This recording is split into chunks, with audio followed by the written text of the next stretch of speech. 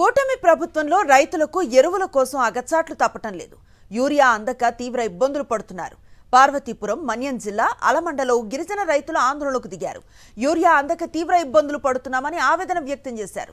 గత ప్రభుత్వం సక్రమంగా ఎరువుల పంపిణీ చేసిందని, కూటమి ప్రభుత్వం అధికారంలోకి వచ్చాక ఎరువులు అందక ఇబ్బందులు పడుతున్నామన్నారు.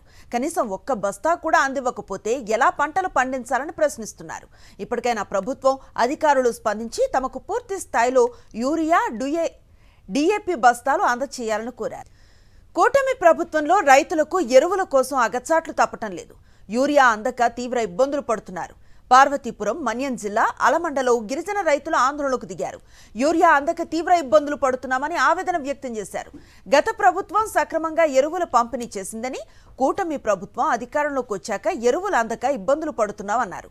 కనీసం ఒక్క బస్తా కూడా అందివ్వకపోతే ఎలా పంటలు పండించాలని ప్రశ్నిస్తున్నారు.